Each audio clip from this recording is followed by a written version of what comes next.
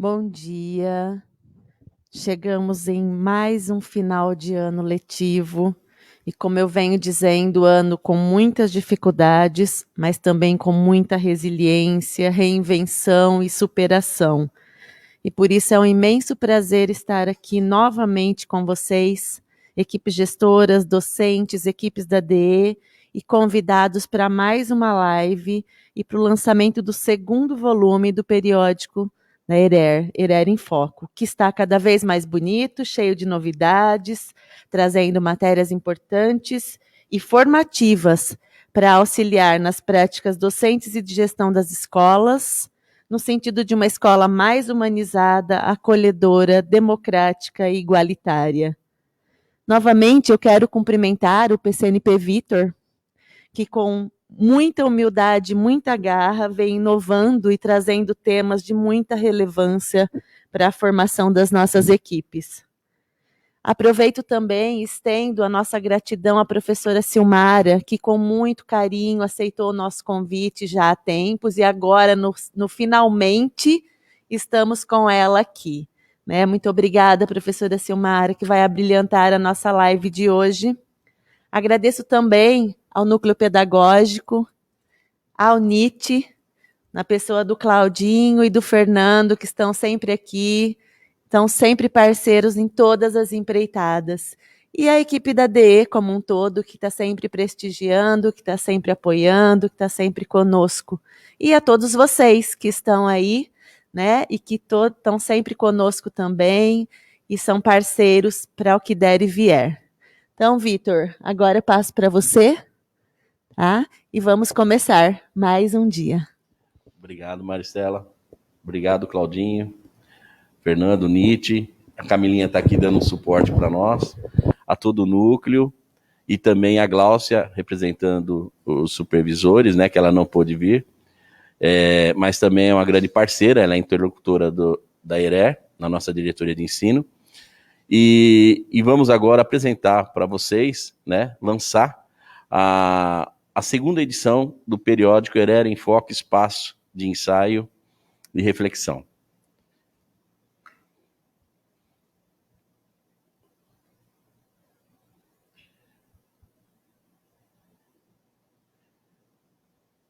Ok?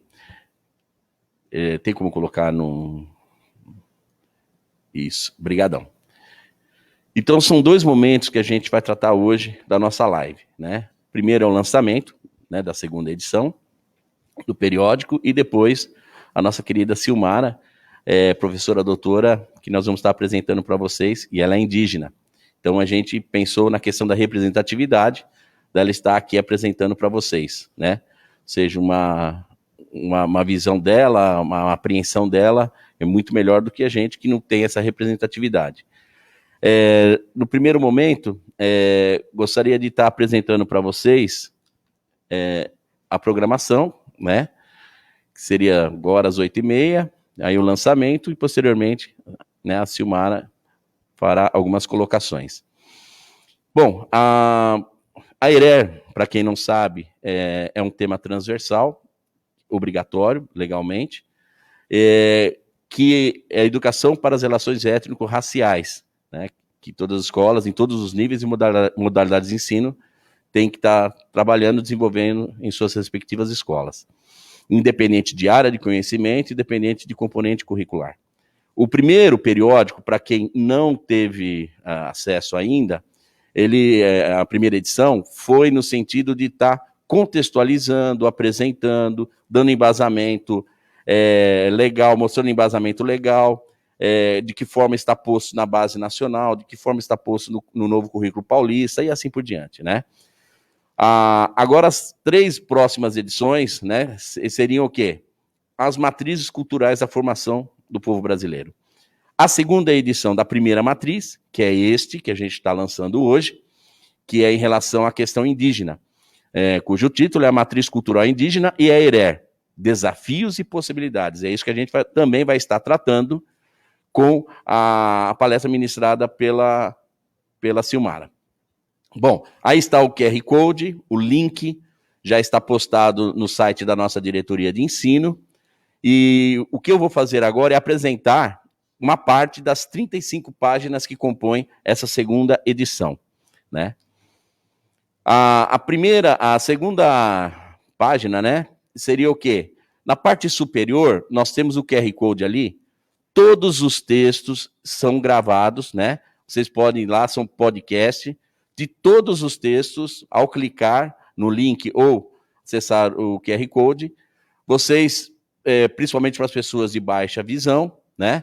E outros também que estão desenvolvendo outras atividades e que queiram ouvir, pelo menos, então tem o acesso aí. Na parte inferior, nós temos um brinde, né? Que isso que a Maristela falou antes, que a gente vem tentando inovar cada vez mais. A Yarinha, ela tem uma historinha, As Aventuras de Yarinha, e também tem o QR Code dela.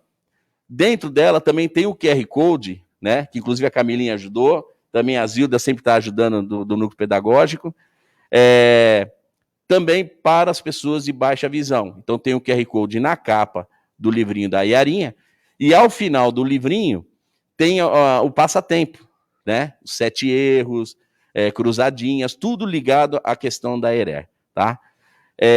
Na parte direita desse slide, nós temos o sumário. Na primeira parte ali do editorial, né, que apresenta todos os textos desenvolvidos, nós temos ali o nome da equipe editorial. Isso também é um outro diferencial que nós temos em relação à primeira edição. Nós temos ali montando uma equipe, ainda a gente está constituindo essa equipe, né? E tem o nome de todos os protagonistas, né, que desenvolveram tudo isso, né? E também a equipe de supervisão, a equipe do núcleo pedagógico, a nossa dirigente. Também nós temos o Breno Rebeck, que é o meu genrinho, que também ajudou muito nessa parte de podcast, né? Que foi bastante interessante também. E aí nós temos agora os textos. Então nós pensamos numa organização de mão na massa, que isso foi até a ideia inicial da supervisora Gláucia, que é interlocutora. Então nós começamos com a educação infantil, com a nossa querida Ana Paula dos anos iniciais, que coloca vários tipos de contextualizando mesmo, né, essa questão indígena, a possibilidade de trabalhar tanto na educação infantil, como também nos anos iniciais. Na parte esquerda, nós temos a Denise, que ela é mestre, então ela trabalhou muito isso na própria dissertação dela de mestrado. Então é uma entrevista que a nossa PC, a Alessandra, ela fez todo esse trabalho aí de campo, tudo, fez uma entrevista e aí desenvolveu esse texto dela aí. Como eu disse, são algumas partes de cada texto que a gente está apresentando.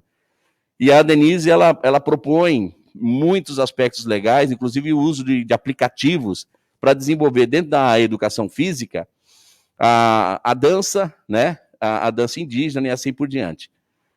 Do lado direito, nós temos nossas amigas Adriana e Patrícia, do Núcleo Pedagógico, que apresentaram para a gente possibilidades na área de matemática, né? Que existem diferentes matemáticas, né? Que elas também elas dão exemplos e indicações com proposições. Do lado esquerdo, nós temos uma pesquisa que nós fizemos, que inclusive foi a ideia da Maristela, da gente fazer uma pesquisa para a gente se conhecer, né, em termos de relações étnico-raciais. Nós não temos, viu, Silmara, depois você pode até comentar isso, na pesquisa de 904 pessoas, nós não temos nenhum indígena. Em relação ao pai biológico também, nós tivemos 2 professoras, né, a Elaine e a Mariana, que mostraram, que apresentaram que as mães biológicas têm descendência indígena. São descendentes indígenas, né? Então, aí elas contribuíram, entrei em contato com elas e elas montaram um texto e nós estamos aí apresentando. Do lado direito, é a primeira página de todo um contexto, que é da Silmara, né? Que ela coloca a história e culturas indígenas, né? E que é bastante importante. Isso ela vai estar apresentando até uma parte desse texto que ela apresentou. Posteriormente, o professor Fábio, né, e o Mário, eles desenvolveram o PCNP, Fábio, né? um texto bastante legal sobre a educação física, os jogos, né? Indígenas, tabuleiros e tudo que, inclusive, são utilizados aí, o professor Fábio utiliza e tal. Do lado direito, né, a Fátima PCNP de arte está contribuindo, mostrando a arte indígena no currículo de arte, também com indicações, os projetos que ela desenvolve junto às escolas, que inclusive trata da temática. Do lado esquerdo, também foi muito importante, inclusive a Camila que está aqui, né, e a própria Fátima, participaram de um curso antes da pandemia, né? Esse curso foi desenvolvido no início de 2020, parceria da Nardini, empresa Nardini, e a Unesp de Presidente Prudente. Então, houve um trabalho, a professora Juliana, que é mestre na área de arqueologia, ela escreveu esse texto e nós estamos apresentando todos os trabalhos, as oficinas, as atividades que foram desenvolvidas. Do lado direito, nós temos a Laís PCNP e o Rogério, que são PCNPs da área de ciência da natureza, que fala da questão da alimentação indígena, da conservação de alimentos, e também dão sugestões e tal. Do lado esquerdo, na área, nós temos o Ronaldo, que é o PCNP de língua portuguesa, a Alessandra, a nossa diretora de núcleo, a Carlinha, do MMR, e o Paulo, que é de língua estrangeira, PCNP, que dão algumas indicações bastante interessantes aí, e a nossa diretora Alessandra fala das diversas ações do núcleo, acerca também da ERER. E a Carlinha, que é gerente gestora do MMR, apontou as ações que nós temos também no MMR acerca da ERER. É hora de cambiar. Nós temos a Manu, que é professora coordenadora, que é uma forma de troca, e ela apresentou aí um texto de algumas lives que ela desenvolveu sobre essa questão indígena. Do lado esquerdo, o professor aposentado Lorivaldo, ele foi ao Museu de Monte Alto, que é o Museu de Arqueologia, inclusive tem os links certinhos tudo, tirou fotos e assim por diante, então ele contribuiu com esse texto aí. E do lado direito, né, a pessoa que mais deu apoio, com certeza, a todo esse trabalho que a gente vem desenvolvendo na temática Educação para as Relações Étnico-Raciais, que é a Maristela. Então, abraçou mesmo a causa e possibilitou tudo isso, inclusive até ações articuladas com outras diretorias de ensino. Então, a grosso modo, é isso, né? Nós temos a última parte, que é Se Liga Aí, Mestre. São indicações legais, até rádios indígenas nós achamos, são ONGs, instituições, são livros indicados, né? E assim, até no The Voice, uma indígena que acabou também sendo uma classificada, né, nas competições, e assim por diante. E ao final, nós temos até o nosso e-mail, né, do periódico ERE, temos algumas observações e tal, para vocês estarem analisando. Bom, contudo, é isso. Agora eu passo a palavra para a Maristela.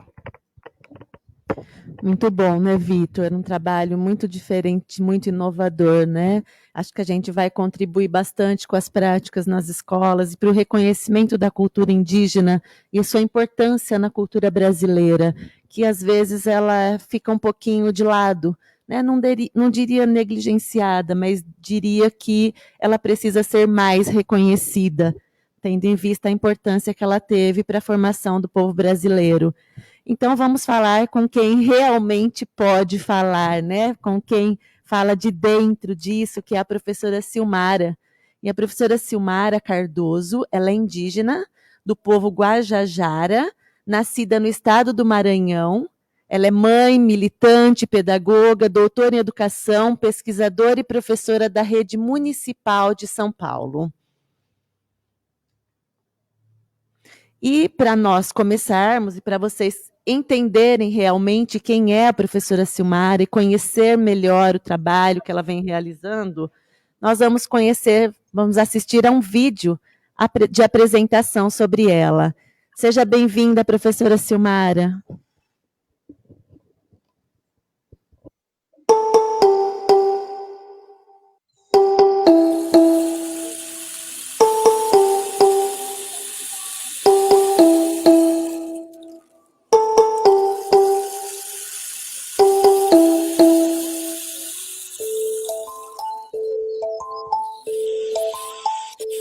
Quando eu vim trabalhar aqui no Céu Butantã no ano de 2017, as crianças ficavam entusiasmadas por eu ser indígena. E fazia várias questões para mim, vários questionamentos. Ah, você mora aqui? Você é da Índia? Então eles achavam que eu não era brasileira. Ah, por que você está aqui? Sobretudo os menores, crianças menores. Então assim, tinha muitos estereótipos, muitos equívocos. Em 2018, eu já lecionava para os maiores, para os quintos anos. Surgiu a ideia de trabalhar os grafismos, falando, explicando de suas simbologias, seus significados, que não é só uma questão estética do grafismo, mas uma questão cultural de cada povo. Tem uma relação direta com a natureza. O casco do tatu, o círculo da onça, a espinha do peixe. Então a gente trabalhou, falou sobre essas questões, refletimos sobre isso, e a partir daí, desse primeiro momento, eu comecei a falar de quem são esses povos indígenas. Antes de se pintar, o que os povos indígenas fazem? Toca a maraca e dança. Essa cabaça, ela está pintada com urucum, aquela tinta que eu mostrei para vocês. Curupira, Janamacatipa, Curupira, Janamacatipa, Curupira. Esse projeto, ele tinha o objetivo mesmo de desconstruir estereótipos, desfazer esses equívocos do quem esses são os povos indígenas, que são 305 povos. Já que o trabalho era sobre os povos indígenas, tinha que trazer os povos indígenas. Lembra que a gente conversou que indígena não é tudo igual, são povos diferentes. Então, vocês estão vendo esses povos indígenas? Eles são de povos diferentes, é diferente do meu povo, que eu sou Guajajara.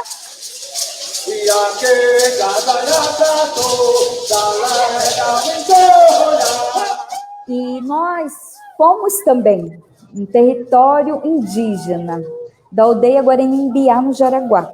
É um outro modo, sabe? Porque lá as casas são diferentes, as formas de construir são diferentes das nossas. Então a gente aprende várias coisas novas, sabe?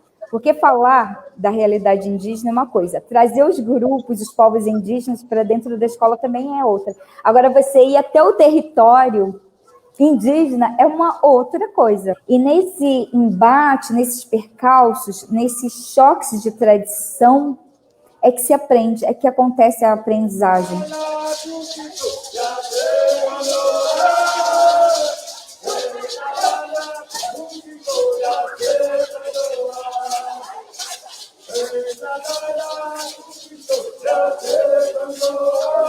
Tinha um viés artístico, cultural, de trabalhar os grafismos, a parte estética, visual, artística, mas também há uma parte histórica da tradição desses povos. Historicamente, quem são esses povos?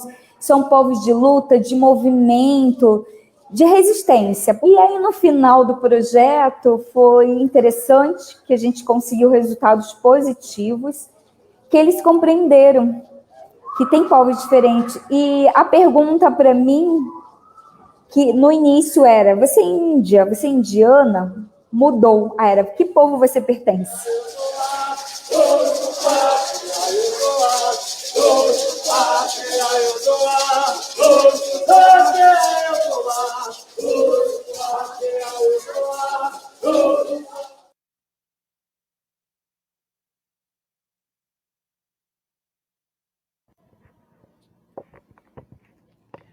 Bom, agora, né, iremos apresentar a Silmara, meio em distanciamento, mas estará ao vivo aí, passando um pouco da sua experiência, né, toda essa luta que a gente percebe claramente dentro da educação pública, no sentido de valorizar não só a cultura, mas a quebra de paradigma e de estigma social.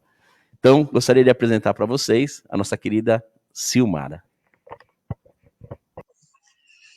Muito obrigada, professor Vitor, a todos presentes. É uma honra estar aqui com vocês, conversando. E quero parabenizar pelo trabalho de vocês, um trabalho lindo, de qualidade. comunidade, é um trabalho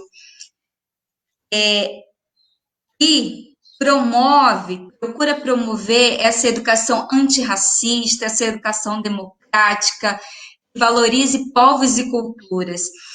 Eu aceitei esse convite realmente porque eu acredito no trabalho de vocês, eu acho o trabalho de vocês maravilhoso.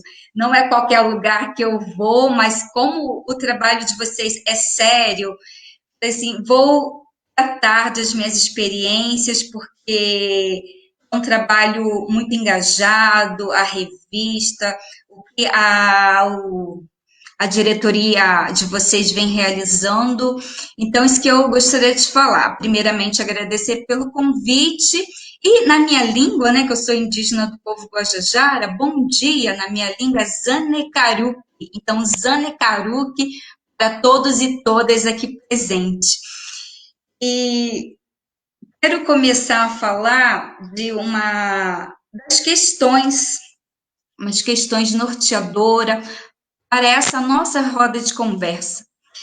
Então, a primeira questão que fica, né, quando se trabalha com a temática das relações étnico-raciais na escola, e especificamente a cultura indígena, que eu trabalho muito, e quais são os desafios que giram em torno da implementação da Lei 11.645 e o ensino da história e culturas indígenas na escola.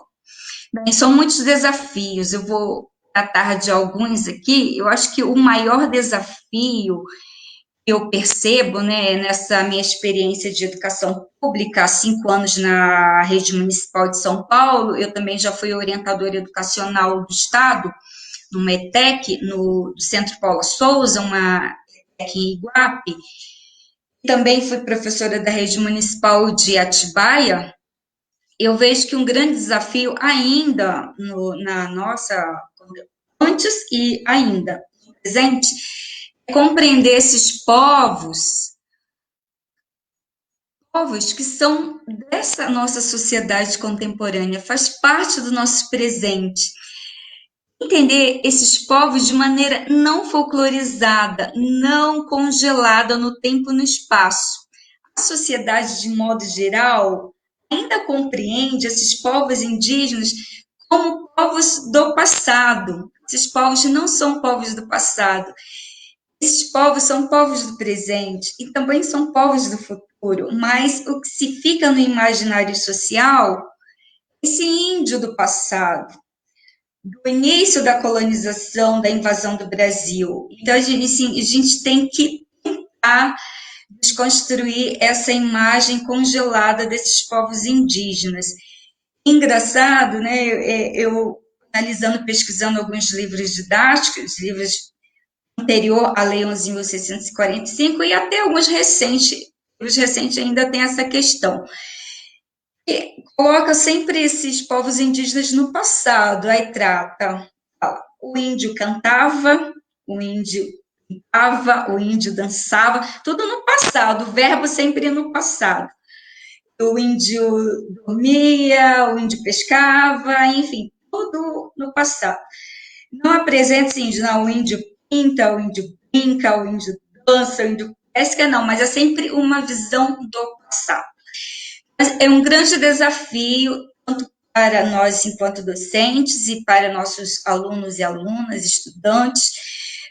Já está mudando isso, ainda bem. Então, a lei ela trouxe um grande benefício, apesar desses desafios constantes, né, de se trabalhar a cultura e a história indígenas nas escolas. São muitos desafios. Um principal desafio colocaria esse, de tentar compreender esses povos como povos do presente, não povos do passado. E tentar compreender esses povos numa visão mais contemporânea. Porque no imaginário social, se esses povos indígenas não estão na sua comunidade tradicional, não estão na sua aldeia, estão aqui na cidade, ou dando aula, ou trabalhando, ou estudando, fazendo qualquer coisa. E para a sociedade, não é para o indígena estar, ocupar esses lugares, ou estar fazendo certas coisas que não é para os povos indígenas, então tem muito essa visão ainda. E quando eu estou aqui, muitas vezes eu sou muito questionada, né? Você é indígena de verdade? Ainda tem essa pergunta muito corrente. Aí eu devolvo a pergunta, por que você acha que tem indígena de mentira? Eu devolvo a pergunta, porque assim, eu sempre ouço isso. Você é indígena de verdade? Nos locais que eu vou, né? Seja na UBS, quando eu levo minha filha, outros espaços que eu vou. Aí eles me perguntam, você é índia? Você parece índia, você tem cara de índia. Eu falo, eu tenho cara de índia. Então, assim, eu ouço muito isso. Aí já perguntaram se a minha filha era japonesa, coreana. Eu falei, não, ela é indígena. E me perguntaram, na época, né, quando eu estudava na Universidade de São Paulo, se eu era boliviana, se eu era chilena, enfim. Porque, assim, no imaginário social, aquele local que eu estava ocupando não era para me estar.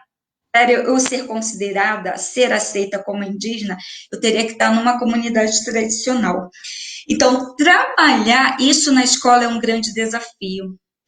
Refletir sobre essas questões é um grande desafio. Esses povos indígenas nesse contexto urbano.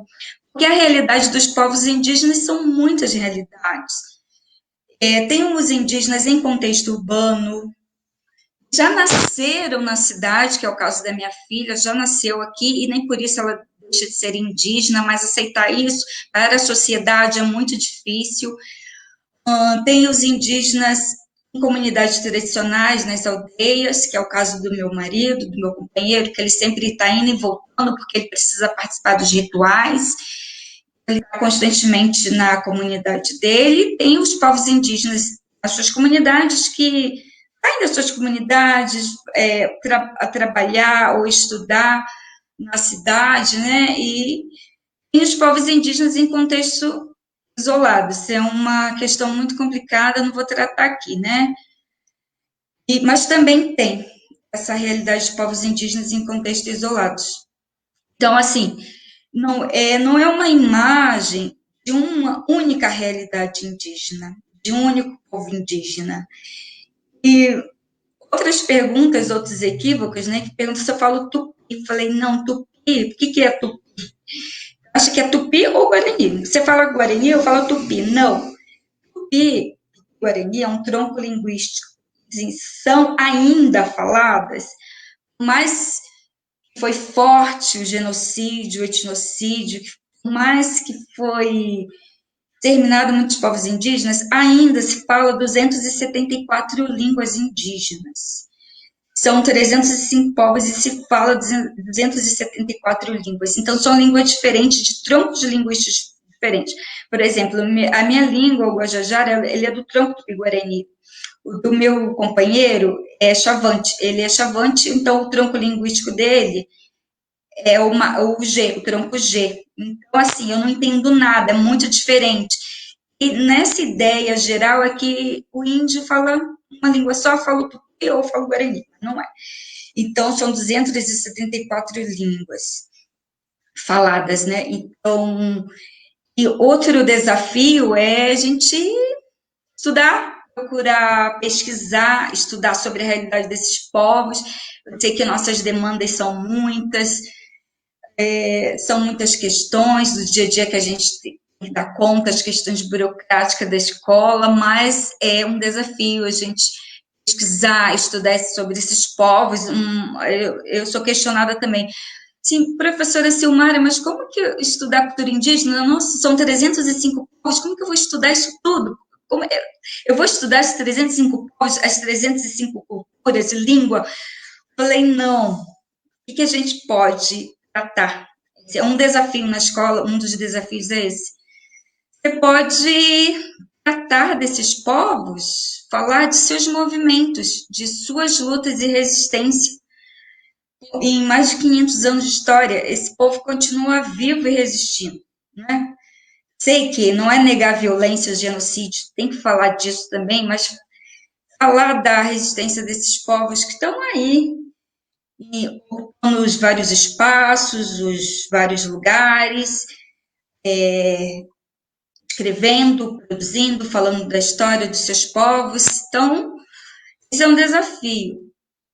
Também, outro desafio, vou colocar aqui, como a gente está na região, né, no estado de São Paulo, eu sou professora aqui em São Paulo, vocês também trabalham aqui em São Paulo.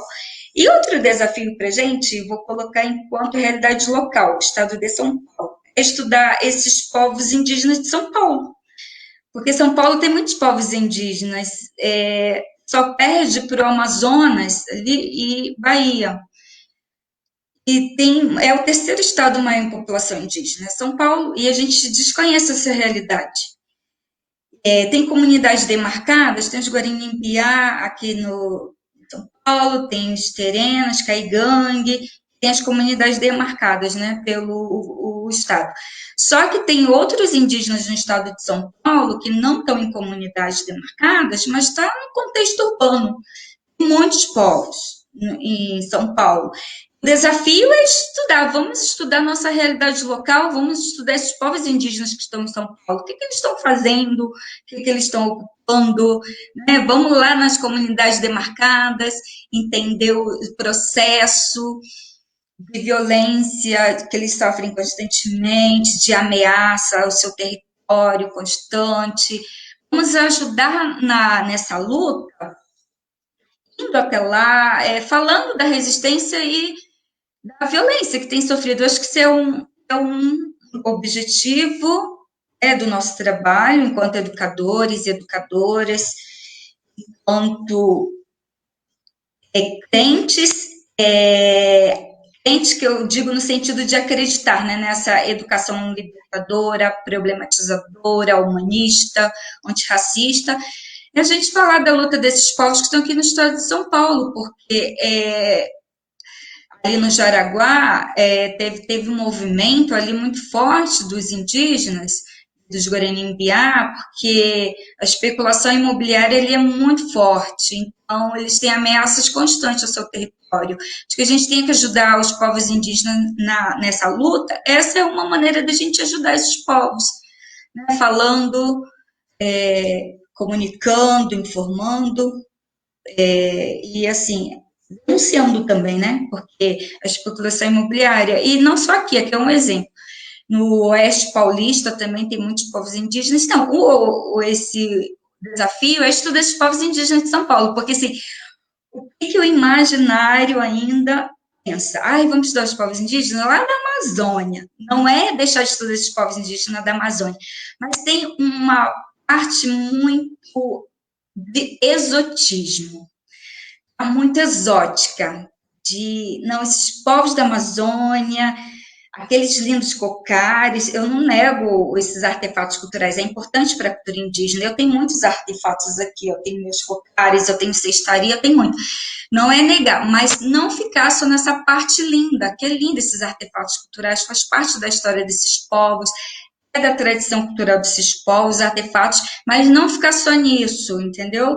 Porque senão vai ficar no imaginário que povos indígenas só vai entender povos indígenas, assim, relacionar povos indígenas a artefatos culturais, que são os cocais, a pintura, os grafismos, isso é da tradição, mas assim, o que fica é isso, sempre associando esses indígenas a um cocar. Parece que os povos indígenas é mais do que um cocar. Os povos indígenas é mais do que uma cestaria. Os povos indígenas é mais do que uma pintura. Claro que você tem que estudar isso, porque faz parte da tradição desses povos, mas não ficar só nisso. Porque isso é muito sedutor, né? Estudar com os alunos os artefatos culturais, é muito sedutor, é lindo. Eu trabalho com artefatos culturais. Com os meus alunos, a minha turma, eu trabalho com grafismo, mas não fico só nisso, tem que ir além. Eu tenho que falar dos meus alunos e alunas do genocídio desses povos, da violência, dos movimentos, das resistências também. E é fácil trabalhar assim? Não é. É um desafio. Não é fácil você tratar, né, de algo muito profundo e muito, vamos dizer assim, vamos dizer, triste, porque você falar de genocídio desses povos. Eram muitos povos, hoje são 305 povos. Mas você tem que falar. Esse é um desafio. Agora vamos para a próxima questão aqui. Eu estou vendo aqui, eu anotei. A próxima é como podemos tratar da história e culturas indígenas sem correr o risco de cometer equívocos, estereótipos, preconceitos ou folclorização. Acho que eu já até falei um pouco, mas eu só vou completar aqui. E a gente tem que ter o cuidado com coisas da internet. Assim, tem muitas coisas boas na internet, muitas pesquisas boas, mas tem muita porcaria, muita mentira, muita folclorização. Uma dessas coisas, eu sei que, assim, muitos de vocês não fazem isso, mas, assim, há ainda escolas que fazem, infelizmente. De lá, hoje em dia, a gente nem trata mais data 19 de abril. A gente fala do agosto indígena, né? Mas a gente não tem que tratar da história desses povos só nessas datas. Eu não trabalho data comemorativa, eu acho que a gente tem que ser um trabalho interdisciplinar, transdisciplinar, perpassar o currículo inteiro, o ano inteiro dessas questões, não somente 19 de abril, nem pensar que se for uma data posta pelo colonizador. Essa data 19 de abril nem é uma data que foi selecionada, definida pelo movimento indígena, não. O 9 de agosto, Dia Internacional dos Povos Indígenas, sim, definida pelo movimento indígena, tanto nacional como internacional. Os povos indígenas do mundo e do Brasil se uniram em homenagem a uma grande indígena boliviana, que ela foi uma grande indígena que lutou e resistiu pelo seu povo. Então, em homenagem a essa indígena boliviana, foi instituído o 9 de agosto como Dia Mundial dos Povos Indígenas, tá? Então, esse 19 de abril nunca foi nada de movimento indígena, de povos indígenas.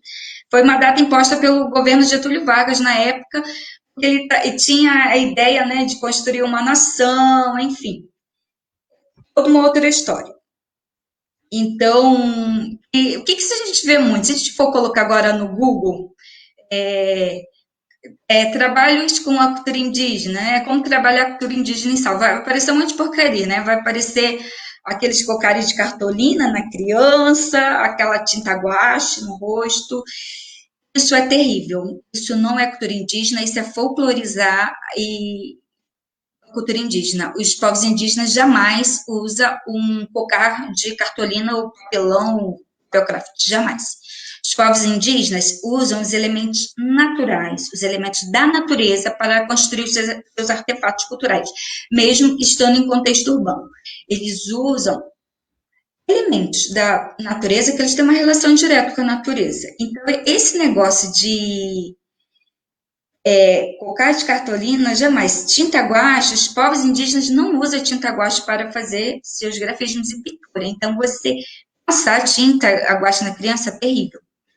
Assim, não tem necessidade. Por que você vai falar de povos indígenas? Você tem que falar de pintura. Eu acho que para você pintar as crianças, primeiro você tem que conversar com as crianças sobre por que se usa a pintura e o grafismo nas culturas indígenas. Por que os povos indígenas se pintam? Tem que contextualizar primeiro, não pintar e dançar e acabou. Então, não é assim. Primeiro, né? E isso é complicado. Então, é um tipo de folclorização, né, estereótipo, que se tem muito na internet ainda. Senão, é muito complicado. E outro tipo de preconceito, né, muito estereótipo, muitos professores, né, sobretudo da educação infantil, eu também já dei aula para educação infantil, pega aquela garrafinha PET e faz o chocalho e fala que é chocalho indígena, maraca, tem isso na internet também, não é. Porque os povos indígenas não fazem isso, os povos indígenas usam maraca mesmo. Vou até pegar, usa cabaça ou coco para produzir suas maracas, né, que é o chocalho. Eles usam nos toréis, nas danças, nos toréis. Então, não falar para a criança que a garrafa PET é a cultura indígena, é um elemento cultural indígena, não é. Isso é totalmente errado, complicado. folclorizado, estereotipado e preconceito é tudo. Então, não é. Então, é melhor, se você não tem os elementos naturais, eu sei que é difícil ter, comprar, é caro, não é barato, e você tem que ir até esses povos, enfim, não é fácil adquirir esses artefatos. Então, mas não precisa, então, fazer cocá de cartolina, não precisa usar tinta guache, se você não tem o urucum, que é uma tinta, se você não tem o genipapo, enfim, pode fazer tintas naturais, que é ótimo, com frutas, com verduras. Assim, eu já fiz, eu não tinha urucum, eu fiz com meus alunos, tinta de beterraba, tinta de cenoura, e assim, tem essas tintas caseiras na internet, que é muito fácil, ficar mais próximo da realidade, porque os povos indígenas têm essa relação com a natureza. Agora, tinta guache é um produto industrial de um outro elemento cultural de uma outra cultura, né? Da cultura não indígena. Enfim, e é isso. Então, a gente tem que ter o cuidado, quando trabalhar, não estereotipar esses povos. Ou então falar índio. É muito complicado essa palavra índio. Os povos indígenas, eles se reconhecem como indígenas, não como índio. Tá? Porque índio fica um sentido muito genérico, a palavra índio. Você é índio. Nunca pergunte para alguém que tenha os traços, o fenótipo de índio, entre aspas, nunca pergunte se ele é índio. O ideal é perguntar: você é indígena? Que povo você pertence? Ou você é indígena? Que nação você pertence? Você é indígena? Que sociedade você pertence? Sociedade indígena que você pertence? Agora, chegar assim, você é índio? Não, peraí, eu sou indígena que pertence a um povo, ao povo Guajajara. Meu companheiro é Chavante que pertence ao povo Chavante. Os indígenas, eles se reconhecem como povos, como nações ou como sociedades. Eu sei que, assim, no imaginário social, o índio é tudo igual, colocou tudo numa caixinha, fala tudo a mesma língua, tem tudo a mesma cultura, mas não é. E é interessante a gente desmistificar essas questões, refletir sobre elas, tratar com os alunos, porque os alunos, assim, eles, desde pequenininho, né, lá na escola, muitos aprendem isso, pelo menos comigo, eu aprendi assim, quando eu era estudante do ensino básico, né? Que chegava no dia 19 de abril, a professora contava as crianças, fazia aquele cocá, e as crianças achavam que índio era aquilo, né? Acabou 19 de abril, não existe mais índio, o índio morreu de novo. Né? Aí ele volta a ressuscitar no outro ano, no 19 de abril, ainda bem que essas coisas mudaram, né? No meu tempo de escolarização era assim. Aí, para trabalhar com as crianças, eu acho que você contar histórias é interessante, né? É que são algumas experiências, depois eu vou mostrar para vocês as minhas experiências com a cultura indígena. Aproveitar a literatura desses povos, esses povos têm escrito, têm produzido coisas muito boas. Contar, adquirir livros, produção de indígenas. Eu acho que é interessante. Bom, as crianças vê que esses povos indígenas estão escrevendo, estão produzindo, ou não é só aquele indígena que a escola chama para dançar e fazer o toré e vender os seus artefatos, os seus artesanatos, depois vai embora. E os alunos ficam pensando, o que os indígenas é só isso, que vai lá na escola, dança o toré, toca maraca, vende seus artesanatos e vai embora. E não. As crianças têm que entender que os indígenas, ele vai na escola, ele dança o toré sim, mas ele escreve, também ele produz, também dá aula, entendeu? Em todo movimento, é assim. E deixa eu ir para a próxima questão, para a gente não se atrasar aqui com o tempo.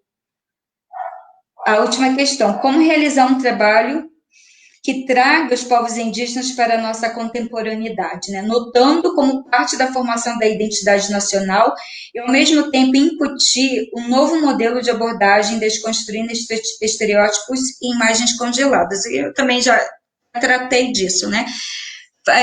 Vou apresentar mais algumas questões. Você fala desses povos indígenas na contemporaneidade, a gente tem muitos exemplos em São Paulo, aqui os Guaranimbia, que toca rap, que fala da violência de suas comunidades por meio do rap, tem indígenas que escrevem poesias, o professor Vitor apresentou a imagem da Tata Carajá, né, que ela cantora, ela apresentou no The Voice.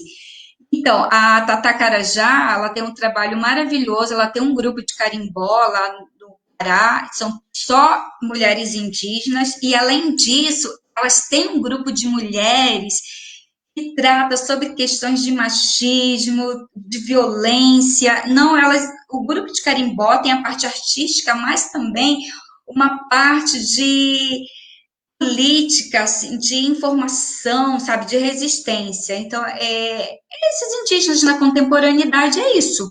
Não é que ter a ideia de que aqueles indígenas só estão lá na aldeia, caçando e pescando, dormindo na rede. Tem essa realidade? Tem também, mas não é só isso. Então, a gente tem que trazer esses povos. O que esses povos indígenas estão fazendo na contemporaneidade? Tem indígenas na política, muitos, ou nos espaços de poder, no Congresso, cantando, indígenas no espaço cultural, né, que é o espaço da música, da literatura, enfim, no teatro, e tem esses indígenas no espaço acadêmico, da academia, das universidades, enfim, é isso. E são 9h23, eu gostaria que o Cláudio, né, que está aqui nos auxiliando, apresentasse, colocasse os slides, que eu vou tratar agora um pouco das minhas experiências para vocês. Eu, enquanto professora indígena, porque assim, eu, enquanto professora indígena, educadora, tenho o dever ético, né, de tratar dessas questões. É uma lei, eu também não posso me eximir, tanto as questões indígenas quanto as questões afros também. Aí eu vou apresentar agora o slide. Pode apresentar o slide agora? Colocar, por favor? Então, pode voltar rapidinho primeiro. Histórias e culturas indígenas, compartilhando experiências e práticas. Eu vou compartilhar com vocês, não é que vocês têm que seguir esse modelo, não, são experiências para vocês terem inspirações. Eu sei que vocês também fazem trabalhos maravilhosos, né? Porque, como o professor Vitor apresentou os artigos da revista, trabalhos interessantíssimos. Então, essa aqui é uma boneca Carajá, é um artefato cultural muito importante do povo Carajá, né? O povo Carajá, ele trabalha muito com barro. E outro desafio é falar como que esses povos indígenas utilizam os elementos da natureza, porque no imaginário, os povos indígenas, todo mundo faz cesta, todo mundo usa cestaria, palha, não, o cara já trabalha muito com barro. E ali, vocês viram no vídeo, né, uma foto, era um trabalho integrado com o SEI, porque eu trabalhei, né, até esse ano eu trabalho ainda, ano que vem não mais, eu consegui remoção pela escola, mas até o ano passado o CEL, que é um centro unificado, né, de educação, então tem SEI, EMEI, EMF, então eu tentava fazer um trabalho unificado, tá? Com o SEI, com a EMEI e com a EMF, então vocês estão vendo crianças menores e maiores, porque era tudo integrado, era SEI, EMEI e EMF, não era só a minha turma, eu sozinha, não era só a EMF, não. As professoras que queriam participar, eu convidei, que estava afim de fazer um trabalho com a educação indígena, eu falei, vamos lá, vamos fazer isso. E então, por isso que vocês viram na foto, criança menor, criança maior, porque era um trabalho integrado. Pode passar. Pode passar para outra imagem. Então, e o trabalho com a cultura indígena, né, é para viabilizar, visibilizar e fortalecer práticas pedagógicas referentes à história e cultura dos povos indígenas, prezar por um ensino e um currículo que propicie a desconstrução de estereótipos e preconceitos construídos e perpetuados no imaginário social em relação aos povos indígenas, possibilitar aos estudantes caminhos de confrontos e reflexões que os levem a compreender criticamente a respeito da diversidade cultural dos povos indígenas, das suas tradições e cosmovisões, né? Então, o trabalho com a cultura indígena na escola tem que ser isso, tem que possibilitar esses estudantes a confrontar, a refletir. Não adianta só levar um toré e ir embora e acabou. Então, isso é um trabalho constante. Pode passar. Esse projeto que envolveu o SEI, EMEI, EMF, era Culturas Indígenas no Chão da Escola. Como que a gente vai trabalhar a cultura indígena no chão da escola? Então, a gente fez oficina, contação de história, trabalhamos com a material, né? Atividade com música de vários povos indígenas. Outra questão em relação à música, a gente trabalhava direto com músicas indígenas, cantados por indígenas. Porque, assim, eu fui questionada, as crianças menores do SEI, problema botar 1, 2, 3 indígenas? Tem muito problema. Não é correto, é horrível, é estereotipado. O que quer dizer essa música mesmo para as crianças pequenas? O que está refletindo sobre? Ela diz alguma coisa de cultura indígena? 1, 2, 3 índiozinhos no pequeno bote não diz nada de índio, de cultura indígena, tá? Não diz nada, só está dizendo 1, 2, 3. Fala de alguma coisa, de algum elemento cultural dos povos? Não.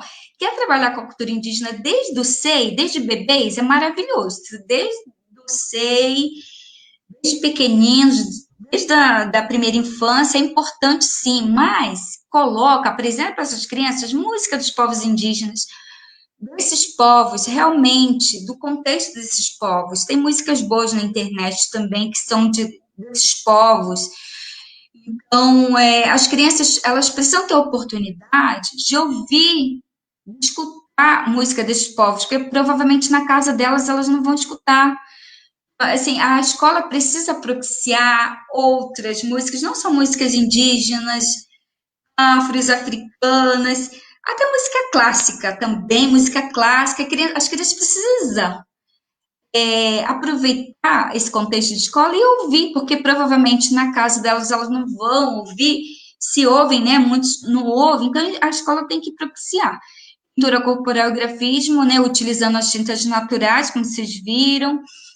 Vídeos, a gente apresentava para as crianças vídeos de projetos interessantes. Eu gosto do projeto Alana, ele está no YouTube, é muito bom, de brincadeira de vários povos indígenas. A gente trabalhou com a culinária tradicional dos povos indígenas, falando dessa alimentação.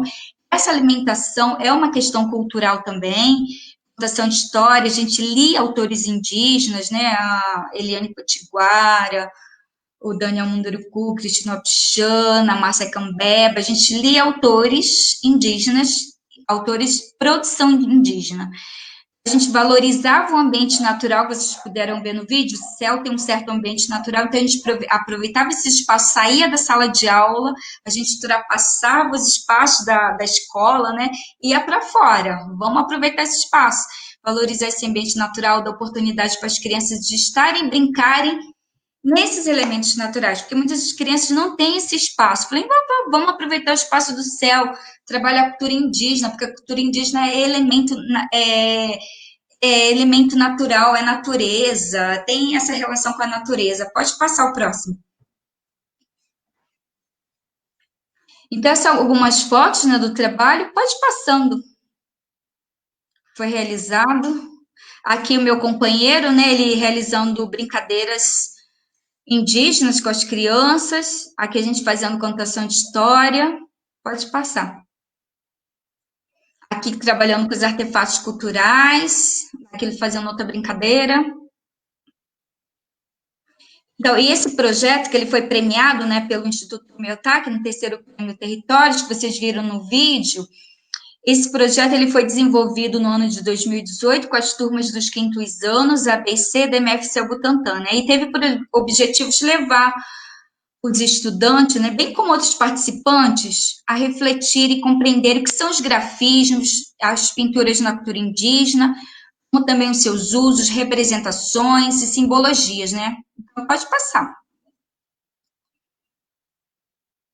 Então, as atividades realizadas, a gente fez pesquisa sobre esses grafismos, a gente produziu tintas naturais, a gente trouxe os povos indígenas para falar dos seus grafismos, a gente entrevistou indígenas residentes em São Paulo, para as crianças entenderem que em São Paulo existem povos indígenas, porque para eles não existia povos indígenas em São Paulo, né? Os indígenas estavam bem longe, lá na Amazônia. Então, a gente trouxe esses indígenas, pode passar, eles entrevistarem. Então, aqui foi uma oficina de culinária indígena, eu trouxe a Rica Wapixana, ela mora aqui em São Paulo, é do povo Wapixana, ela tem todo um trabalho com a culinária indígena. ela fez essa oficina com as crianças, fez com os professores, com as famílias. Nessa oficina foi uma atividade de reposição de greve, né, na época, em 2018. Então, participou professores, ATEs, família, crianças, pode participar. Aqui é a alimentação indígena, né, da cultura indígena, da cultura de alguns povos, principalmente os povos da Amazônia ali. O tucupi, o beiju, então a Rica levou para a gente ver, ela fez na hora, a gente provou, ainda a gente fez junto com ela, teve uma parte teórica, ela apresentou toda a parte teórica da alimentação tradicional e teve a parte prática, a gente foi para a prática fazer essa comida, foi muito legal. Pode passar. Aí, territórios e culturas indígenas, aprendizagens para além da sala de aula. O que é esse projeto? A gente procura ir nos territórios, procura sair da sala de aula. A gente vai na comunidade tradicional, a gente vai nos espaços culturais. Aí é um espaço cultural que era próximo da escola das crianças, né? É uma escola que eu trabalhei, Teodomiro Dias. Fiquei 6 meses nessa escola. Porque na época eu tive um problema de acúmulo, eu tinha 2 cargos, só que agora eu só tenho um, exonerei de um. Na época eu tinha 2 cargos, tive problema de acúmulo, eu tive que ficar 6 meses nessa escola. Então, a gente desenvolveu um projeto. Falei, vamos desenvolver um projeto, vamos aproveitar esses 6 meses aqui. Aí, as crianças dessa escola não conheciam esse espaço cultural e tem atividades gratuitas, boas, e elas não conheciam. Falei, e a coordenadora desse espaço era uma professora, historiadora, que é muito colega minha. Eu falei, nossa, eu vou levar os alunos lá no espaço cultural. Aí você vai falar do espaço, falar das atividades. Então, essa atividade foi realizada lá. Pode passar. Aí, aqui foi lá na escola, teve um toré, né? O toré o povo, é um Cariri Chocó, está fazendo toré, o Aradizu e a Ricopixana. Aí, aqui, assim, os indígenas na escola, né? As pessoas ficam muito empolgadas. Tem um certo exotismo, infelizmente, ainda, né? Então, querem tirar foto, eu deixo, tudo bem, né? Porque, assim, a desconstrução é aos poucos, a gente sabe que não é... A gente queria que fosse logo, mas essa desconstrução desse exotismo é aos poucos. Então, deixei, vamos tirar foto. Enfim, é isso, pode ir passando. Aí, é a praça que tem em frente à escola. Falei, vamos lá na praça fazer contação de história.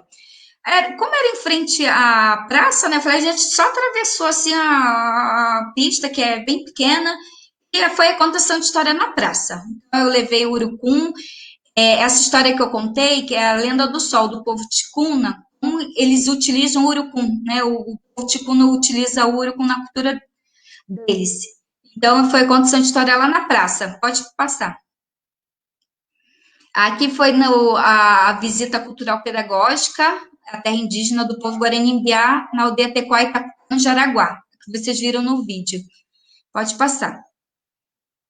Aqui a liderança, né, conversando com os alunos, conosco na casa de reza, falando da cultura Guarani-Mbiá. Pode passar. Aí, uma outra visita nessa mesma terra indígena, só que outra aldeia, a Iviporã. Aí a gente levou as crianças menores para fazer brincadeiras, né, intercâmbio. Como eram crianças do 2º ano, primeiro, então eles conheceram a aldeia, a liderança falou do povo Guarani-Mbiá, mas teve muitas brincadeiras, né? Eles viverem, aproveitar esse espaço natural e realizar brincadeiras. Pode passar. Pode passando. Aí aqui teve uma fogueira, a gente assou milho na fogueira e eu contei história. A gente fez contação de história. A contação de história do povo Guarani-Mbiá, né? Que é a lenda da mandioca, tem na internet até essa lenda, mas contado pelo povo Guarani-Mbiá na leitura do povo Guarani-Mbiá, essa lenda. Então é isso. A gente pode passar, acho que finalizou aí, né? Finalizou. Aí você pode botar aquele vídeo, é um videozinho de 2 minutos, sobre essas questões que eu tratei, né, desse índio na contemporaneidade, desse índio presente, o título é índio presente. Aí a gente vê o vídeo e finaliza aqui, se alguém quiser colocar alguma questão, falar alguma coisa, tem um tempinho ainda.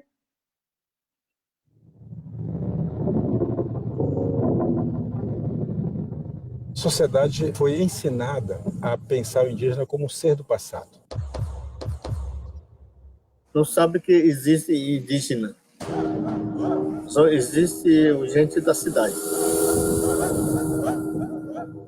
Os índios viviam na oca, os índios viviam pelados, os índios caçavam, pescavam, né? Dificilmente isso é discutido como o índio presente, né? O índio hoje. Essa invisibilidade apregoada dos índios que já deveriam ter sumido da cena, ele é um trauma da mentalidade colonial brasileira.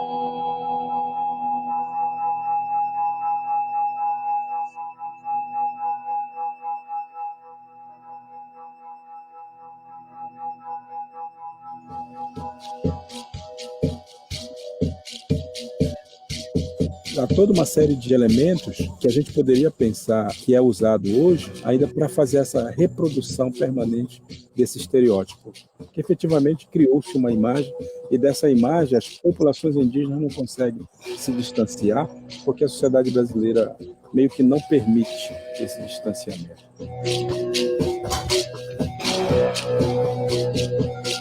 Gente, nós aprendemos tudo, nós aprendemos a falar português, a usar as ferramentas, assim, tipo, vocês nos forçaram a aprender isso, quando a gente aprende, vocês querem falar assim, tipo, nós não deveríamos ter aprendido, isso é muito contraditório, sabe? Pedro Álvares Cabral não descobriu o Brasil, quem primeiro foram os índios. Isso é muita injustiça. Terra pra gente é parte da gente. Só quem vai saber quem é indígena ou não é o próprio indígena e sua sociedade, sua etnia, sua nação a qual ele pertence. Tentar pensar o índio mais real, aquilo que ele é hoje, né? No século XXI, vivendo na aldeia, vivendo na cidade, de carne e osso. Povos indígenas fazem muito esforço para entender, aceitar o Brasil. O Brasil faz muito pouco esforço para aceitar e compreender os povos indígenas. Nós somos uma nação com uma presença indígena expressiva e que estão aqui para ficar.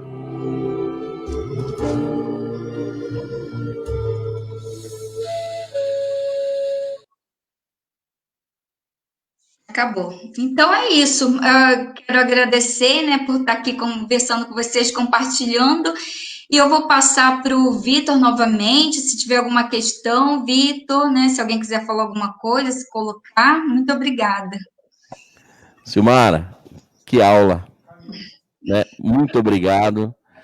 Queremos agradecer você de coração por, né, se disponibilizar a dar essa realmente uma aula de vivência, porque como nós podemos pensar num aluno, numa formação integral dos nossos educandos, se a gente não tratar da questão da empatia, né?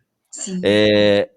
Eu acho importante esse trabalho que você vem desenvolvendo, e eu sei disso, você também desenvolve trabalhos acadêmicos, né? Inclusive a gente participa até de reuniões, né, da APEP, tudo, que agora eu tô, inclusive ontem sou filiado, né, à APEP, e um trabalho que vocês já vem desenvolvendo no Encontros Piscola e assim por diante.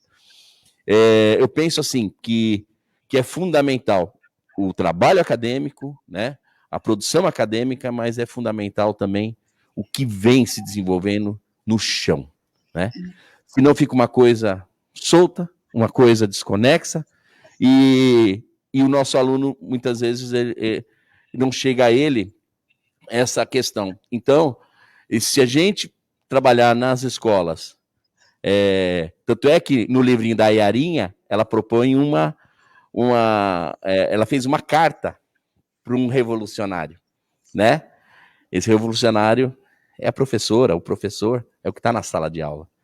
Então, justamente aí, de como tratar essa temática, que rompe com esses estereótipos, que rompe com esses paradigmas, que transpõe a questão da meramente folclórica, né, incipiente, e que não contribui para que esse aluno ele seja um ator, um protagonista, voltado para essas questões do nosso povo, da nossa formação, né?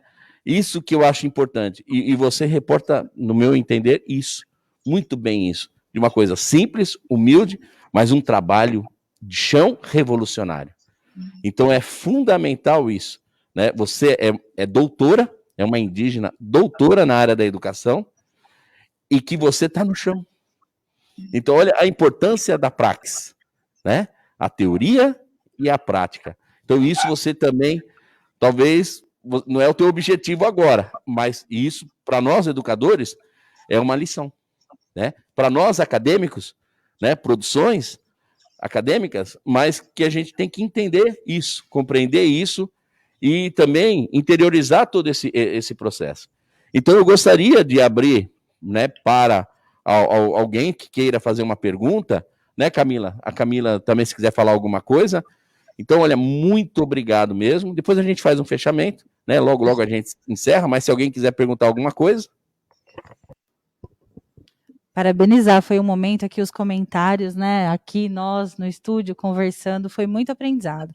E é enriquecedor o quanto a gente pode ainda aprender, lutar e discutir sobre essa temática que é tão importante, tão essencial aos nossos estudantes e a nós, enquanto docentes. E pedir, reforçar aqui para o pessoal aí no chat, né, Vi? Se tiver alguma pergunta, alguma questão que vocês aproveitem muito a presença da Silmara aqui, né? Oportunizando tanto aprendizado para nós, tanto conhecimento.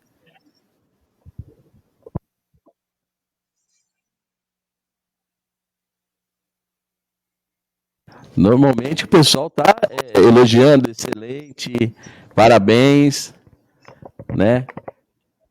Excelente aprendizagem. Eu acredito que contemplou bastante, né? Manhã de muito conhecimento.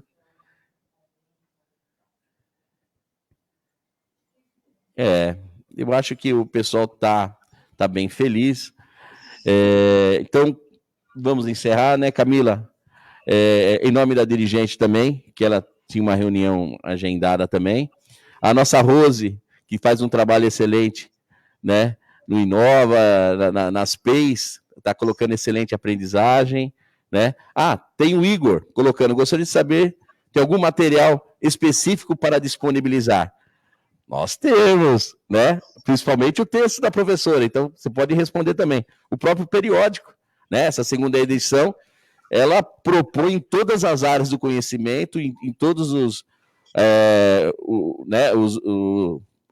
componentes curriculares, trata dessas questões, mas nós temos 6 páginas, se eu não me engano, do periódico só da Silmara, né, Silmara? Gostaria de falar um pouquinho? Sim. Então, eu não sei qual é a área do professor, né, que fez a pergunta, se é algum material de alguma disciplina específico, mas como eu disse, né, eu trabalho interdisciplinarmente, acho que o trabalho com os povos, as culturas, tem que ser um trabalho interdisciplinar. Então, como o professor Vitor falou, né, tem esse material muito bom. Eu trabalho com documentários produzidos por indígenas, né? E assim, eu procuro trabalhar o material o máximo possível produzido por indígenas, como vídeos, textos, e são indígenas que têm um trabalho sério, que acreditam, né, no trabalho da temática das relações étnico-raciais. Assim, eu indico, tem um site muito bom, que é o Instituto Socioambiental. É uma ONG, mas é uma ONG séria, tá? Faz um trabalho sério. Então, o Instituto Socioambiental, você clica lá no Google, vai aparecer o Instituto Socioambiental, ele tem um trabalho muito bom com todos os povos indígenas do Brasil. Então, você vai encontrar os 305 povos ali, falando de cada cultura desses povos, falando da luta, da resistência desses povos, falando do campo linguístico desses povos, então, tudo a respeito desses povos. Então, procura lá o Instituto Socioambiental, muito bom, vale muito a pena. Eu uso muito o Instituto Socioambiental, né, como pesquisa, porque assim, eu sou indígena de um povo Guajajara, eu não sei de tudo dos 305 povos indígenas, então eu também vou ter que estudar sobre os povos indígenas, eu não sei tudo. 305 povos. E é engraçado que muitas pessoas acham que, né, assim, imaginário social, tô falando não do nosso núcleo de educadores, né, que assim, que eu sei de tudo dos povos indígenas. E eu conheço tudo, falei, não, são povos que historicamente eram inimigos, né? Hoje, por outras questões, eles se unem em prol de uma luta comum, principalmente sobre a questão e o conflito de terra, que é muito grande, ainda é uma questão não resolvida historicamente, conflito de terra muito grande, invasão de proprietários das propriedades indígenas. Antes, os indígenas tinham 100% do território, né? Hoje só tem 10% do território, muito pouco. Então, cada vez mais, esses territórios estão sendo empurrados, o agronegócio é muito violento, fazendeiros, o garimpo, nossa, é uma tragédia. Garimpo, e que poluem os rios, a terra, né? Principalmente ali do povo Yanomami, as crianças já nascem com câncer, as crianças, Yanomami é uma desgraça, gente. Então, assim, o Instituto Socioambiental apresenta muitas informações interessantes. Como o professor Vitor colocou também, né, a Rádio Yandê, a rádio online, Yandê é muito boa, quem quer trabalhar com a música, vai lá na Rádio Yandê, uma rádio online, muito bom, muitas músicas dos povos indígenas, e quem quer trabalhar sobre esses povos indígenas, conhecer esses povos, vai lá no Instituto Socioambiental, que apresenta os 305, muita coisa, muita informação. Porque hoje a gente usa muito esse meio, né, internet. É possível, sim, é um meio bom, interessante de trabalhar a internet, mas a gente tem que ter cuidado, porque tem muita porcaria também. Esse é ótimo, o Instituto Socioambiental muito bom, a rádio online, e para quem quer trabalhar com música, e também tem alguns indígenas, né, que vocês podem seguir eles nas redes sociais, que eles fazem trabalho nas redes sociais, um trabalho de militância, de pesquisa, a Márcia Cambeba, inclusive tem um livro dela disponível para download, tá? Depois eu até posso mandar para o professor Vitor. Então, assim, tem livros escritos por indígenas que está disponível para download, de graça. Então, a gente tem que aproveitar esse material, né? Aproveitar a revista, a Herer, né? Esse material que é produzido por indígenas que está disponível na internet. Consta esses sites de pesquisas, é muito bom, de pesquisa séria. E é isso. E tem muita coisa boa produzida por indígenas e disponível na internet. Professora, ó, nós já colocamos aqui, os meninos aqui, né, o site do Instituto Socioambiental, então tá aqui no chat, nos comentários, tá? A rádio que você estou também está no periódico, né, Vi? Então, e aí a gente vai procurar também, se você compartilhar, nós vamos recompartilhar aqui com eles esses livros, alguns links, para que eles possam pesquisar. Será de muita valia para eles. Muito obrigada. Silmara, o professor é o Igão, é o Igor de arte.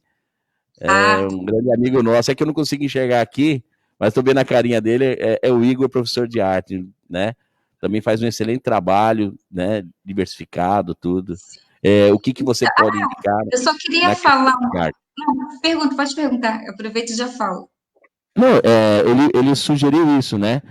Sobre essa questão de livros, de material que ele possa estar contribuindo no trabalho dele, no componente curricular arte. Eu indico sim. Inclusive, o trabalho com artes é maravilhoso, que é muito sedutor, né? As crianças amam. Até eu amo. Então, assim, eu trabalho muito a parte artística, né, dos povos, eu trabalho muito os artefatos culturais. E procurando historicizar esses artefatos, estudando a história desses artefatos, né, como os cocares, cestaria, maraca. Mas, assim, porque as crianças gostam muito disso. Eles gostam de tocar no objeto, no artefato, de tocar esses instrumentos musicais, então eles adoram, com a pintura mesmo, né? Os grafismos, estudar os grafismos, crianças amam grafismo.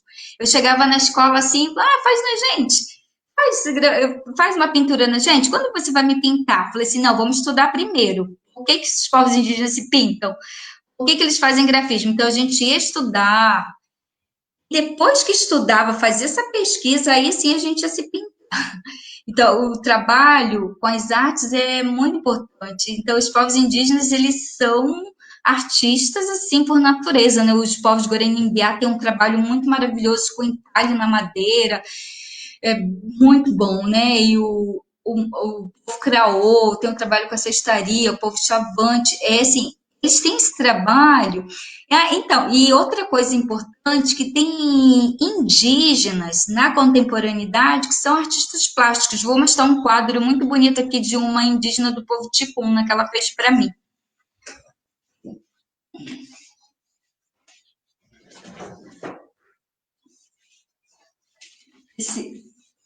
Dá para ver? É uma artista plástica. Ela tem um trabalho maravilhoso. Sim, tá dando para ver, sim, professora. Se quiser afastar mais um pouquinho, ó, aí para a gente ver ele na íntegra. Isso, perfeito. Aí, muito bom. Então, assim, ela é do povo Ticuna, né? Morou em São Paulo muito tempo, agora ela mora no Rio de Janeiro, mas assim, tem esses. Ela é uma indígena na contemporaneidade, né? Que ela são os elementos da cultura indígena, né? Ela ali estava representando a maraca, estava representando uma outra maraca de mão, de pé, que os povos indígenas usam. Eu acho que assim, o trabalho de arte possibilita muita coisa, né? Desde você pesquisar as músicas indígenas, pesquisar os cantos, né? As danças, que cada povo tem um toré, dança que eu falo que é a dança, né? Específico. Você pode escolher um povo para trabalhar, né? Porque são 305 povos, né? Trabalhar os 305, ou pode pesquisar os elementos em comuns que esses povos têm na sua cultura, né? Como pintura, grafismo. Então, assim, você pode trabalhar com o elemento da música, dos instrumentos musicais, da pintura, enfim. Ou então conversar com os alunos, perguntar o que vocês teriam curiosidade de estudar pelos povos indígenas. Aproveitar a curiosidade e reflexão dos alunos. Eu quero estudar as brincadeiras, quero saber sobre as brincadeiras, né? Os menores, eles querem muito brincadeira. Eu falei, então vamos estudar as brincadeiras de alguns povos indígenas. Ou então vamos estudar só as brincadeiras do povo Guarani-Mbiá, que está aqui em São Paulo, que é a nossa realidade, que a gente está aqui. Assim, tem muitas possibilidades, desde brincadeiras, cantos, músicas. Eu acho que tem que ter uma conversa inicial com as crianças para perguntar o que elas teriam interesse, né, em estudar, em trabalhar na artes. É isso. Obrigada. Bom, acho que o tempo já está basicamente, né? Já passamos acho que do tempo que a gente tinha combinado. Mas, Silmara, gostaria que você fizesse algumas considerações finais, né? E agradecer a todos aqui, né? O do Núcleo, a Camila, né? E também, gente, por favor, entre no site NAD. Tem bastante material de todas as áreas do conhecimento, sabe? Vocês sabem disso, os boletins. Então, tem muita coisa produzida por toda a nossa equipe, né? Tanto de supervisão como do núcleo, no contexto somente pedagógico, que esse é o nosso objetivo. A questão da formação. Eu gostaria que você fizesse, então, os comentários finais e sei lá, o que você gostaria de falar dessa experiência, dessa live e assim por diante. Propor mais algo, tudo, para a gente estar encerrando. Eu adorei estar aqui conversando com vocês, foi uma experiência muito gratificante. Eu tenho a agradecer a vocês por tratar dessas questões, que são questões que não são tão caras, tão difícil, muitas pedras no caminho, eu sei que não é fácil, até para mim que sou indígena, trabalhar na escola não é fácil essas questões, e trabalhar, eu penso, né, que trabalhar com a temática das relações raciais tem que ser um projeto de escola. Não dá para ser o projeto da professora Silmária. Não tem que ser o projeto da professora Silmária. Tem que ser o projeto da escola. Tem que estar no projeto político-pedagógico da escola. A direção tem que aceitar. A coordenação tem que aceitar os professores, porque não adianta um professor sozinho ou um grupo de professores querer trabalhar. Se não tem um compromisso, se não tem um abraço, né, um sentido afetivo, são da escola como um todo. Agora, quando é projeto de escola, mesmo que o professor não queira, né? Porque, assim, tem professor que não quer, não vou obrigar. Mas, quando é projeto de escola, sinto muito. Você vai ter que trabalhar, vai ter que estudar, vai ter que pesquisar. Se não quer, então peça remoção para outra escola. Porque o projeto da escola é esse. Então, tem que aceitar. E quem for para essa escola tem que entender que aquele projeto e vai ter que dançar conforme a música, né? Tem que dançar, tem que aceitar, tem que abraçar, tem que pesquisar, tem que estudar. Então, agora, quando é um professor, uma professora que tem um trabalho maravilhoso, mas tendo sozinha, fica muito difícil. Fica difícil para os alunos, as alunas, as famílias e outros profissionais da escola não entender como um trabalho, um projeto de militância. A professora Silmara trabalha as questões indígenas na escola porque ela é indígena, porque ela é militante do movimento indígena, isso e aquilo, por isso, entendeu? Fica esse olhar. E também como um professor que é negro, trabalha as questões afrodescendentes na escola, afro-brasileiras, questões culturais, africanas, vai falar, não, esse professor só está trabalhando essas questões porque ele é negro, porque ele é militante do movimento negro, não. Todo mundo tem que abraçar o projeto, seja branco, índio, negro, japonês, tudo. É tratar das temáticas das relações étnico-raciais. Por quê? Esses povos ficaram muito tempo de fora do currículo escolar. A história desses povos foram negadas desse currículo, foram apagadas. Então, elas foram silenciadas. Então, assim, a gente tem esse dever, tem essa obrigação de dar vozes a essa história, a esses povos, contar a sua tradição, falar, dar visibilidade a esses povos. Não é que eu estou negando a cultura europeia também tem a formação na sociedade brasileira. Só que o que acontece? A cultura europeia, ela está dada muito tempo, ela sempre foi visibilizada, ela sempre foi aceita, ela sempre foi valorizada, enquanto as outras culturas, outros povos, indígenas e afros, sobretudo, ficaram apagados. Então, a gente tem esse dever, tem essa obrigação de estudar esses povos, de contar sua história, estudar suas culturas, porque são povos, como a professora falou no início, que faz parte da formação dessa sociedade brasileira, que faz parte da formação do Brasil. Então, é isso. Tem que ser projeto de escola. Muito obrigada, professor Vitor. Foi uma manhã maravilhosa. Adorei estar com vocês. Essas são minhas palavras. Bom, como a Adriana colocou, né? Ficaria o dia inteiro ouvindo, né? A Silmara, muito conhecimento, simpatia. Obrigado por vir a nós. Olha que importante, né? Tá vendo a contribuição, né, Silmara? E agradecer aos professores, aos educadores aí, todos. Não tem como a gente passar tudo e discutir, porque o tempo, né, ele tem o seu limite. Mas, assim, olha, gostaria de estar encerrando. Camila, obrigado. Silmara, continue nessa luta. Então, gostaria de estar colocando aí o endereço, né, eletrônico da nossa segunda edição. Tá, Silmara? Gostaria que você também compartilhasse com os povos indígenas e mostrar para a gente, de uma forma humilde, mas que nós estamos juntos nessa luta, né? A nossa diretoria de ensino, você pode perceber que da primeira edição para a segunda, cada vez mais a gente está juntando esforços, juntando atores. Então, isso é muito lindo, né? A articulação. Então, ainda nós precisamos melhorar na terceira edição, isso nós temos a certeza, né, de tudo isso. Mas a gente está aí, né, intrínseco, toda uma questão da empatia, do respeito ao próximo e da solidariedade que nós temos que ter. A educação, ela tem que ter um caráter educativo e é a partir realmente, que nem você colocou, do seu projeto político-pedagógico. Cada escola, em todos os níveis, né, dos profissionais da educação, se autoconhecer e também tratar dessas questões frente a frente, né? Não de uma forma incipiente, não numa semana da consciência negra de uma forma florida e etc. Não, de uma forma crítica, né? Vamos trabalhar isso, vamos ver essas contradições, vamos colocar cara a cara e vamos lutar contra isso.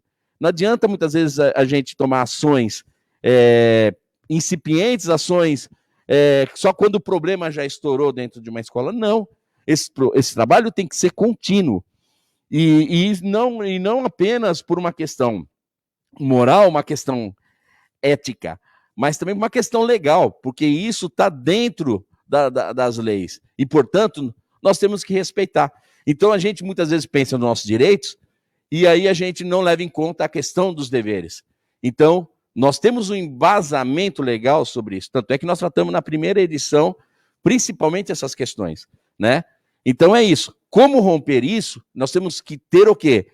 Uma postura diferente, uma maturidade, até mesmo educadora, no sentido de ter ações conexas, ações efetivas, de combate mesmo dentro de uma escola, que considere o seu entorno, que considere as peculiaridades da sua comunidade. Senão, fica aquele conteúdo frio, calculista, que não produz nada, na verdade, reproduz o que a sociedade faz de forma contraditória.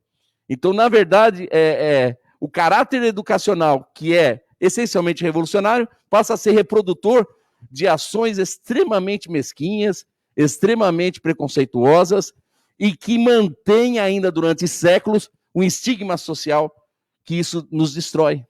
Ao invés de nós nos unirmos, enquanto uma sociedade brasileira, o povo brasileiro, não, a gente se fragmenta, né? A gente exclui. Ou seja, quem sabe, como dizia, né, o próprio Darcy Ribeiro, quando a gente tiver essa essência mesmo de um povo brasileiro, nós vamos ser a melhor nação do mundo. Com certeza. Não é? De respeitar, de respeito mútuo, de considerar a diversidade e assim por diante. Essa é uma mensagem, gostaria de agradecer a todos e agradecer a você por todo esse trabalho e essa luta que você não se limitou apenas, não se limita no contexto do mundo acadêmico, mas no chão, seja na escola, no pátio, na sua comunidade, em qualquer povo indígena que existe. Então, muito obrigado, viu? Até mais, gente. Muito obrigado a todos que participaram. Fica com Deus.